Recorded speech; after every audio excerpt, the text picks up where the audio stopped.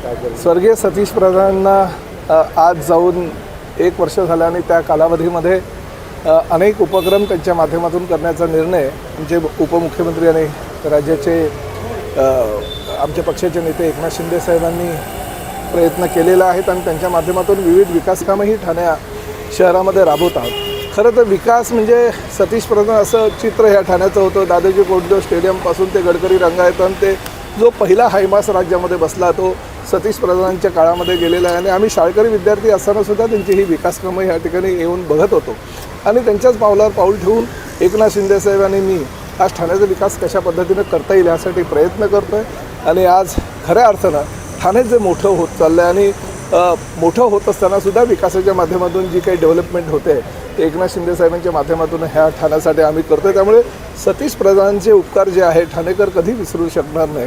आज त्यांचं तैलचित्र ह्या गडकरी रंगायतांमध्ये लावलेलं आहे। त्यामुळे मी ठाणे महापालिकेचे पण आभार मानतो की ज्या माणसानं हे गडकरी रंगातून उभारलं त्याचं तैलचित्र ह्या ठिकाणी लावणं म्हणजे त्यांनी केलेल्या विकास कामांना खऱ्या अर्थानं श्रद्धांजली देणं आहे। त्यामुळे ह्या पुण्यस्मरणाच्या निमित्तानं आम्ही त्यांना आदरांजली वाहतो आणि असेच उपक्रम जे त्यांनी विकासाची कामं ह्या शहरामध्ये केली होती तेच पुढे नेण्याचं काम आम्ही करतो आहे। सर, फडणवीस हे गृहमंत्री आहेत, त्यामुळे जास्त कराल तर कापून काढू अशा प्रकारे धमकी जी आहे ती भाजपचे आमदार आशिष देशमुखांनी दिलेली आहे काँग्रेसच्या कार्यकर्त्यांना। कसं होतं नाही, मला त्या बाबतीत काही कल्पना नाही, परंतु शेवटी देवेंद्रजी ह्या राज्याचे मुख्यमंत्री आणि गृहमंत्री आहेत। त्यामुळे ते अशा प्रकारची धमकी द्या असं कुठल्याही कार्यकर्त्यांना किंवा आमदार खासदारांना सांगणार नाही याची मला खात्री आहे। कुणीतरी भावनेच्या भरामध्ये जर आमदार खासदार बोलत असेल तर त्याला धरून गृहमंत्र्यांना गृहीत धरणं किंवा गृहमंत्र्यांवर आरोप करणं हे चुकीचं आहे। सिंधुदुर्गामध्ये पाहायला गेलं तर निलेश राणे नितेश राणे आमने सामने दिसून येते। शिवसेना आणि भाजपमधला वार एक गोष्ट मी सांगतो की पैसे वाटणं आणि पैशाचं वाटप करून निवडणूक जिंकणं हे चुकीचं आहे आणि निलेश राणेंना जर असं कळलं असेल की कुठल्या कार्यकर्त्याच्या घरामध्ये 25 लाख रुपये कुणीतरी घेऊन सर्वसामान्य मतदारांना आमिष दाखवून त्यांना पैसे वाटप करायचं काम करत असेल तर निलेश राणेंनी केलं ते काही चुकीचं केलेलं नाही। जर त्यांना कळलं असेल तर त्यांनी त्या ठिकाणी पोलिसांना घेऊन गेले, ते स्वतः काही कार्यकर्त्यांना घेऊन गेले नाही, त्या ठिकाणी निवडणूक आयोगाच्या लोकांना घेऊन गेले। त्यामुळे जी चोरी आहे ते चोरी उघड त्यांनी केली तर त्यांचं उलट कौतुक करायला हवं आणि मी त्यांचं या शिवसेनेचा मंत्री म्हणून खरोखर मनापासून अभिनंदन करतो, कौतुक करतो। कारण पैशाच्या आमिषानं निवडणूक जिंकता येत नाही, विकास कामं करून लोकांची मतं जिंकता येतात आणि त्या माध्यमातून लोकांच्या मताद्वारे तुम्हाला निवडून यायचं असतं।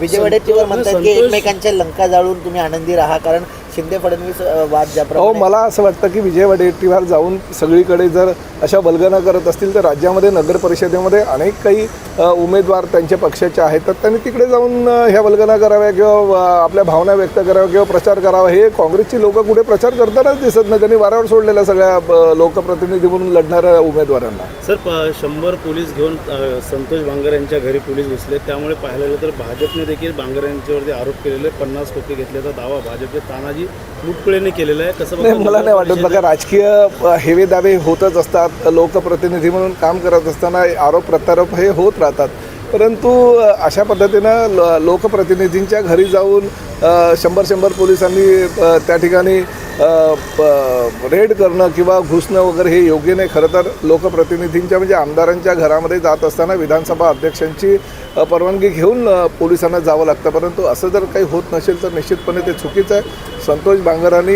एकनाथ शिंदे साहेबांकडे जर अशा प्रकारची तक्रार केली तर एकनाथ शिंदे साहेब निश्चितपणे राज्याचे मुख्यमंत्री आणि गृहमंत्र्यांनी त्या संदर्भात चर्चा करतील। तर महाराष्ट्राची गजनी नवे गजनी म्हणून फडणवीसांचा परिचय करून घेतला असं सकपाळ म्हणतात काँग्रेसचे काँग्रेसच्या प्रदेशाध्यक्षांना कोण ओळखतं असे मुख्यमंत्रीच म्हणतात आणि ह्या मुख्यमंत्री आणि उपमुख्यमंत्र्यांच्या कार्यकाळामध्येच महाराष्ट्राचा विकास होतो आहे, लाडक्या बहिणींची योजना कार्यान्वित होत आहे, शेतकऱ्यांना नुकसान भरपाई योग्य प्रकारे मिळते आणि प्रामुख्याने MMR क्षेत्रामध्ये एवढी डेव्हलपमेंट होते ह्याच महायुती सरकारच्या कार्यकाळात होत आहे। त्यामुळे कोणाला गजनी बोलण्यापेक्षा काँग्रेसच स्वतःचं अस्तित्व विसरली आहे, काँग्रेसचे नेते सगळ्या खऱ्या अर्थाने या महाराष्ट्राच्या नव्हे तर देशाच्या गजनी झाले। सर, महाजन असं म्हणतात की विरोधकांकडून काय पाहिजे ते घ्या पण बटन मात्र कमळाचंच दाबा। हां म्हणजे काय पाहिजे ते घ्या, म्हणजे आशीर्वाद घ्या, पण बटन मात्र कमळाचा दाबा किंवा शिवसेनेचा दाबा, धनुष्यबाण किंवा घड्याळाचा दाबा असं कदाचित ते म्हणत असतील. दोन्ही ठाकरे बंधू एकत्र आले, काल देखील गाठीभेटी झाली. पाहायला गेलं तर कुठेतरी दोन्ही एक तास ठाकरे बंधू बघा चर्चा व्हायला पाहिजे. भावाभावांमध्ये भाऊबंदकीची जी नाती आहेत गेल्या अनेक वर्षापासून 20 वर्षापासून त्यांचा दुराभाव होता, ते जर आता एकत्र येत असतील आणि चर्चा करत असतील, प्रत्येक गोष्टीमध्ये राजकारण आणता कामा नये.